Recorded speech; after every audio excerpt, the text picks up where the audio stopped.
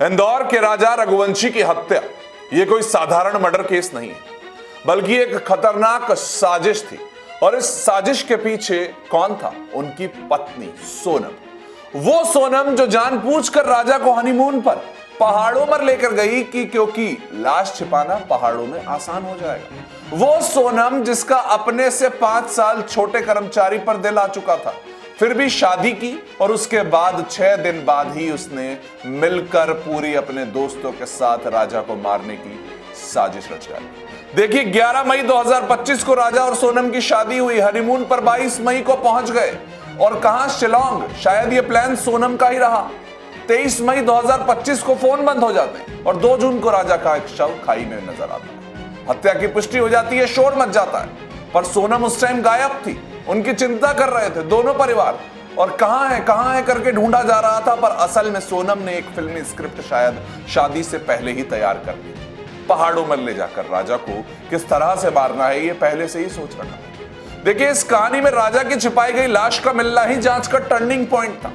उसी के बाद लापता सोनम की शक जो हुआ ना, वो दायरे में आ गई कि ये पहाड़ों पर जाना, हनीमून बनाना। तब से ही सोनम के पीछे पुलिस ने इस वक्त चीजें लगा दी थी कि इसको कुरेदा जाए कि सोनम गायब है, पर क्यों गायब है। दोस्तों कहानी सिर्फ एक हत्या की नहीं, बल्कि धोखे, छल और उससे बड़ी चालाकी की है। सवाल यह है कि सोनम ने कैसे रच दिया यह खेल? उसने किस तरह से हत्यारों को पीछे लगाया? किस कदर उसने ये साजिश रची? देखिए मैं आपको आज अच्छे से समझा देता हूं पुलिस ने क्या क्या बताया है, क्या क्या वो चीजें हैं, उसकी परतें जानते हैं। 11 मई 2025 को राजा रघुवंशी और सोनम की शादी होती है। शादी और हनीमून, शुरुआत से तो कुछ छुपा हुआ था शायद, देखिए सभी समझ आ गया है। शादी के बाद ये जोड़ा मेघालय के लिए हनीमून के लिए रवाना हुआ। शायद इस वक्त कहां जाना है ये पहले से ही सोच रखा था सोनम ने एक साजिश उसी समय रच दी। 21 मई को दोनों गुवाहाटी पहुंचते हैं और 22 मई को शिलोंग। बताया जा रहा है कि सोनम के व्यवहार में उस टाइम भी ना बदलाव आने लग गए। लोग कहते हैं कि वो कुछ उस समय भी सोच रही थी, कुछ योजना बना रही थी, नजर आने लग गया। और ये पुलिस बता रही है चीजें। फोन बंद हो जाना, स्कूटी का छोड़ना इस वक्त पुलिस के लिए सबसे बड़ी जो मदद आप मानिए इस पूरी गुत्थी में। और ये पहली गुत्थी पुलिस के लिए यही थी कि आखिर में स्कूटी ऐसे मिली है, फोन बंद हो रहे हैं। 23 मई की रात से 2025 जो हमारा है, तब से ही सोनम का फोन अचानक बंद हो गया था। इसे लेकर कई सवाल उठे, लेकिन इस घटना के पहले और बाद में सोनम की बहुत सी हरकतें मैच होने लगी कि कहां पर कौन गया, स्कूटी कहां गई, तो उसमें बार बार सोनम शक के दायरे में आ रही थी। 24 मई को उनके किराए की स्कूटी बिना किसी वजह छोड़ दी गई। सोनम भी लापता है, राजा जी भी नहीं मिल रहे। पुलिस के सूत्रों के अनुसार उस रात सोनम ने गुप्त बातचीत की थी, यहां पर कहीं पर छुपकर, शायद फोन पर नहीं, मिलकर। ऐसा माना जा रहा है कि उन हत्यारों के साथ आखिरी बार उस दिन संपर्क हुआ था, यानी कि वो हत्यारे शुरू से ही जब से वो शिलोंग पहुंचे थे वहां पर मौजूद। हत्या का दिन क्या था? राजा की मौत का भयानक सच तो 2 जून 2025 को राजा रघुवंशी का जब शव मेघालय की एक खाई में मिला तब सामने आया। पोस्टमार्टम रिपोर्ट में यह साफ आया था कि हत्या पूर्व नियोजित तरीके से अंजाम दिया गया, यानी कि आराम से पहाड़ों में गिराया जाएगा, इसको कहां पर लाश नहीं मिले वो कोशिश की जाएगी। और पुलिस के अनुसार सोनम ने मध्य प्रदेश से 3 हत्यारों को किराए पर ले रखा था। इन हत्यारों को राजा के हर मूवमेंट की जानकारी सोनम दे रही थी, ताकि कि हत्या की योजना पूरी तरह से परफेक्ट हो। तो यहां पर सोनम सब कुछ सोच के ही इस वक्त राजा जी के साथ कर रही थी। शादी कर ली पहले, फिर कैसे मारना है 10वें दिन में, ये भी शायद सोच लिया था। राजा की पत्नी सोनम और उसके परिवार का इस वक्त देखिए प्लाईवुड का व्यापार था। जो सोनम कौन थी उसको बता।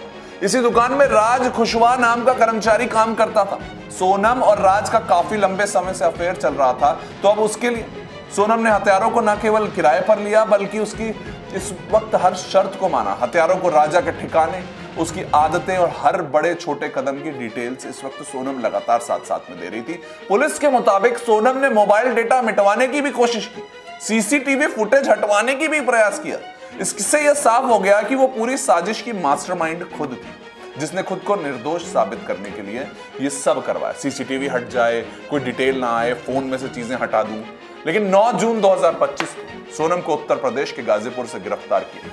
उसके साथ 3 हत्यारों को भी पकड़ लिया, जबकि एक संदिग्ध अभी भी फरार है। मेघालय पुलिस के डीजीपी ने साफ कह दिया है कि यहां पर यह हत्या हनीमून का बहाना बनाकर साजिश के रूप में की गई, जिसमें सोनम ने बहुत ही चालाकी से अंजाम दिया और मास्टरमाइंड सोनम खुद थी। अभी सोनम के परिवार और राजा के परिवार इस आरोप को पूरी तरह से नकार रहे हैं। वो कहते हैं कि सोनम निर्दोष है और पुलिस ने इस मामले को गलत तरीके से पेश कर दिया। सोनम के पिता ने कहा कि उनकी बेटी को फंसाया जा रहा और सीबीआई जांच की मांग कर रही। राजा के परिवार ने पोस्टर लगाए जिनमें लिखा है मैं नहीं मरा, मुझे मारा गया है। यानी कि राजा जी कहां गए ये तो देखिए बहुत टाइम से खोजा जा रहा था, लेकिन जब 2 तारीख को लाश मिली तब भी यही सोचा गया कि उनकी धर्मपत्नी कहां है, धर्मपत्नी कहां है। लेकिन अब पुलिस बोल रही है कि उनकी धर्मपत्नी नहीं, राजा जी की जान। कई सवाल अभी भी अनसुने। सोनम सच में मासूम है या वह साजिश की दूरी है? हत्यारों के साथ उसका क्या संबंध था और क्या पुलिस ने पूरी सच्चाई को उजागर किया है कि नहीं? यह इंदौर के राजा रघुवंशी की हत्या की कहानी धोखे, साजिश और राजों से भरी। और जैसे जैसे जांच आगे बढ़ेगी ना तो सच धीरे धीरे और सामने आएगा। लेकिन अभी तक शुरुआती जांच में ये सब चीजें पुलिस ने बताई कि सोनम ही मास्टरमाइंड थी इस हत्या की।